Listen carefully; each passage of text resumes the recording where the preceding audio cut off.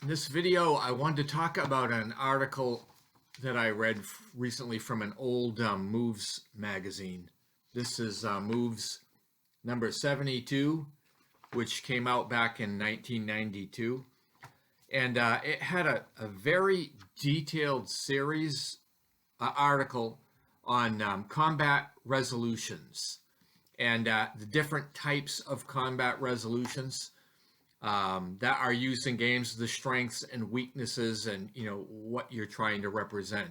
So in most of our conflict simulations and war games and things like that, there are conflicts, they have to be resolved in one way or another. And what this article boiled it down to is that back in 1992 at least, there were 5 basic types of combat resolution methods that were in use, and there are different variations on either of them.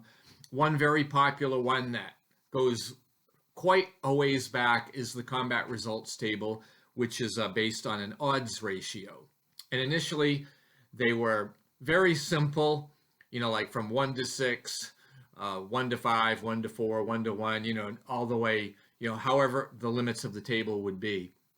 Then they get a little bit more detailed by having, like the 3 to 2 table, or the 2 to 3 table, kind of in between 1 to 1 and 1 to 2, or 1 to 1 and 2 to 1. Also, the idea of modifiers allowing for, after the odds, for combat shifts one way or another, whether it be for terrain or some other factor that came up. But there are strengths and weaknesses to that. It was a very popular system. Another one that the article talked about was the differential.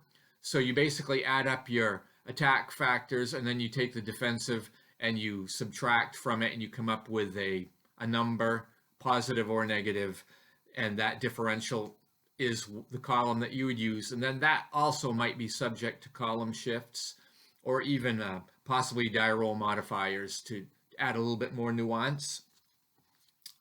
Also, throughout the course of time, some of these combat results tables ended up having multiple tables in one game.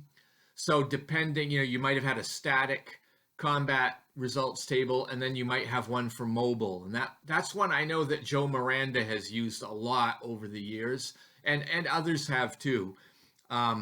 Also, for different periods in the war, maybe a certain army would use a certain table in like 1941, but then 1943, the Soviet Union's using a better table. I mean, things like that are covered in this article. There is a 4th type of combat resolution that's mentioned here, and that's where no table is used at all. You just roll dice and then add combat strength from the unit to the dice, and come up with what the result's going to be. You might be adding the attacker, subtracting the defender, rolling the dice, and then finding out what you get for a result. That was used successfully. I know in one of my Battle of the Bulge games, I think maybe one of the Avalon Hill ones used that type of a system, and it's been used in a number of other systems over the years. And then finally, there's another one where you use simultaneous or mutual fire tables. So you roll the dice based on your firepower and come up with a result, and then the other side does the same thing and you inflict those. So all of these methods serve a purpose. Some work better for some situations and some scales than others. So there are pros and cons to using them. A lot of them have major flaws if you get into the extremes of what you're trying to simulate. So that's one of the great things that this article commented on. I also wanted to talk about something else that this article commented to with some of the combat results, because when you're using a CRT of any type, sometimes the unit is just, eliminated. Like defender eliminated, unit is gone. And there's an interesting comment here that I think we all know, but I appreciate it whenever it's brought out in this article. It says what the CRT results are supposed to simulate depends on the level of simulation. We've already seen that step losses up to elimination do not necessarily mean that the affected unit's men and equipment are totally destroyed, but rather reflect a combination of casualties and disorganization leading to the total loss of combat effectiveness. So, rather than like taking your knight off and he's dead, that's not really what's represented when you take some of these units off. They're just disorganized to the point where they're not able to be usefully represented on the map anymore. So I thought that was really interesting. And depending on the level of simulation, the time frame, that sort of thing may come into play. There's also another comment in here similar with the idea of a retreat. And depending on the scale of the game, it might mean something different.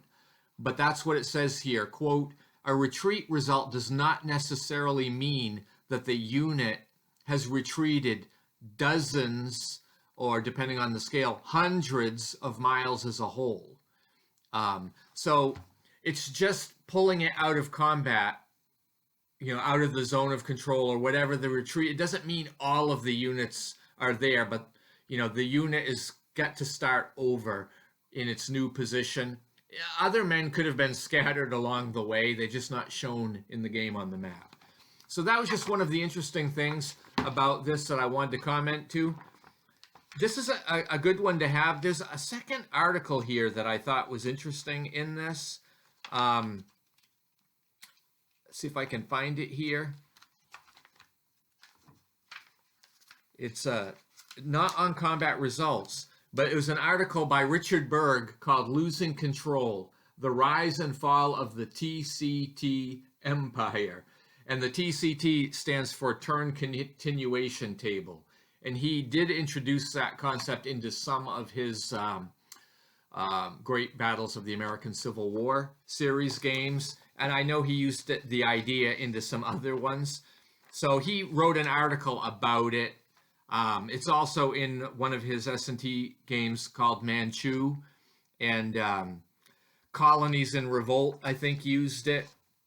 And so that's another excellent article in this Moves number 72 on the Turn Continuation Table, written by Richard Berg himself. And then I'll bring attention to one other article in here.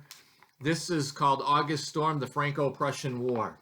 So this is a game designed by Joe Miranda in S&T 149. I found it to be a real groundbreaking game. I think it came out in 91 or 92. And this article is actually written by the Blenheim brothers. They did a replay of the August turn of the Franco-Prussian War, and wrote basically a strategy article and an after-action report.